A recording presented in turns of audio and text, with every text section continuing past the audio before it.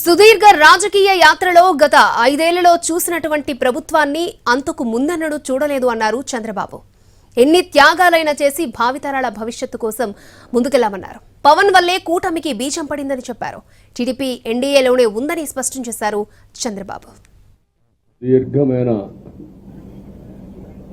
రాజకీయ యాత్రలో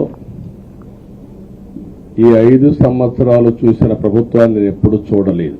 అయితే మా ధ్యేయం ఒకటే, ప్రజలు గెలవాలి, రాష్ట్రం నిలబడాలి. దీనికోసం ఎన్ని త్యాగాలైనా సరే చేసి మళ్ళీ భావితరాల భవిష్యత్తు కోసం ముందుకు పోవాలని చెప్పి వెళ్ళాం. ఇంత హిస్టారికల్ ఎలక్షన్ నేను ఎప్పుడు చూడలా. నా జీవితంలో చాలా ఎలక్షన్స్ ఫేస్ చేస్తే కానీ వేవ్ కనపడేది. ఇప్పుడు 40 గ్రాముల జీడి ఇంగువ పొడి కొంటే 40 గ్రాముల జీడి ఇంగువ పొడి ఉచితం. వ్యతిరేకత కనపడేది.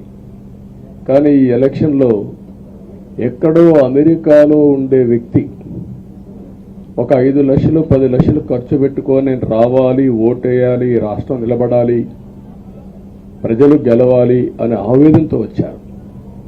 ఎక్కడో పక్క రాష్ట్రాల్లో ఎక్కడో కడుపు నిండడం కోసం కూలి పనులకైనటువంటి వ్యక్తులు, పాచి పనులు చేసుకునే వ్యక్తులు సొంత డబ్బులు పెట్టుకొని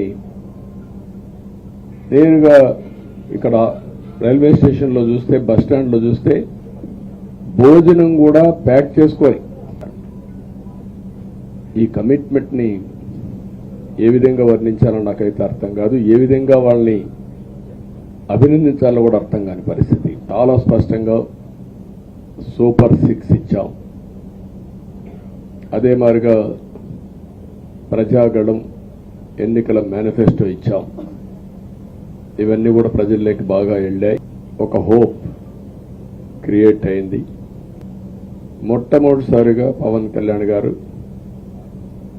ప్రభుత్వ వ్యతిరేక ఓటు చేరడానికి వీలు లేదు, ఈ రాష్ట్రంలో మళ్ళా ప్రజాస్వామ్యాన్ని కానీ ఈ రాష్ట్రాన్ని కాపాడుకోవాల్సిన బాధ్యత ఉందని చెప్పి ముందుకొచ్చి ఈ యొక్క కూటమికి బీజం వేశారు. Very loud, you want news always. I am also experienced. I have seen so many political changes in this country. We are in NDA. I am going for NDA meeting. In course of time, anything, we will report to you. Thank you.